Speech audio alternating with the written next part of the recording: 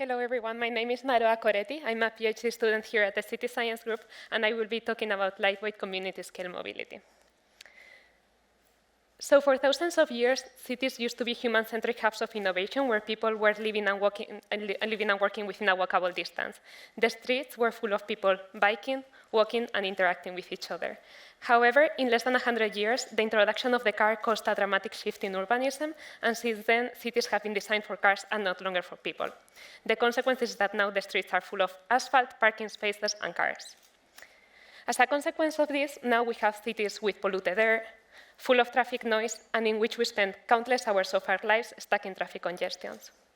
Moreover, mobility is one of the largest contributors to CO2 emissions, and what is even worse is that they keep increasing.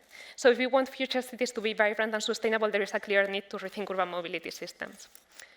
Many people tend to think that electric vehicles will somehow solve all of the mobility problems that we have, but the truth is that in order to really reduce mobility emissions, we need to address all of the factors that increase them. So mobility emissions are generated and can be modeled as a combination of the total population size that we have. Then we need to consider how much people travel on average. We need to consider the energy consumption per mile of the vehicles that we're using, and finally, the carbon emissions of the energy sources that are being used. So if you want to reduce mobility emissions, and we consider that population is something that we cannot alter, we are left with 3 levers to act upon. If we take a look into the case of Massachusetts, for example, in Massachusetts, people travel on average for 45 kilometers per day. 98% of this distance is traveled by car, and only around 2% of the cars are electric vehicles. So as a consequence of this, the average person in Massachusetts emits 2.1 tons of CO2 per person a year, just in average daily trips. So this means that just mobility is eating up almost all of the carbon budget that we have for 2050. If we look at the case of Kendall Square here in Cambridge, things are a little bit different because the use of public transit and shared bicycles helps to remove some of the car miles, but still 94% of the distance is traveled by cars. But what is different in Kendall is that people tend to live in more medium and high density areas, so people travel on average for 17 kilometers instead of 45. So as a consequence of this reduction in travel needs and a slightly lower car dependency, the average person in Kendall emits 0.8 tons of CO2. So this is much lower than the Massachusetts average. However, we think that we can take these numbers even further. And in the model that we are proposing for future Kendall, there will be even a greater accessibility to jobs and amenities. And then the distances per day could drop as low as 1.6 kilometers per day. And then for these short distances, we would substitute cars for more lightweight and sustainable mobility modes. And lastly, we would transition from fossil fuels to more renewable energy sources. So our model predicts that by a combination of all of these factors, the emissions could drop as low as 0.01 tons per person a year. So Ronan has already talked about some of the land use interventions that we can do. Ken has addressed some of the energy-related interventions. So you might be wondering, what are these new vehicles that we are talking about? The vehicles that we're proposing are electric and shared lightweight autonomous vehicles that would provide a door-to-door service.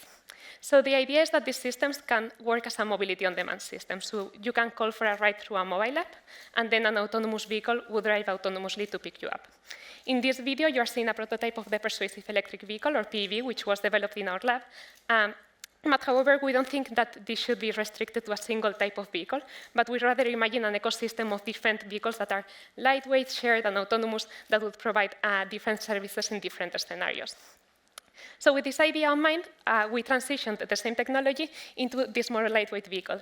This is a bicycle that has two rear wheels that provide the necessary stability for the bicycle to drive autonomously, but then the two wheels fold into a single wheel so that the user can ride it just as a regular bicycle. So the idea of these systems is that if we are able to bring the efficiency and the convenience of mobility systems like Uber or Lyft into lightweight and sustainable mobility modes, we can incentivize more people to use them. So in addition to prototyping vehicles, we have also studied their fleet-level performance. And for that, we have built an agent-based model in which we took bicycle usage data from here, from Boston, and then we modeled the current systems for shared bicycles, which are station-based and dockless systems, and we compared them with the autonomous system that we are proposing. And as a result of this study, we saw that with a fleet size that would be 3.5 times smaller than current station-based systems and 8 times smaller than current dockless systems, we can have a bicycle sharing program that would have a greater efficiency and that would improve the user experience that we are providing.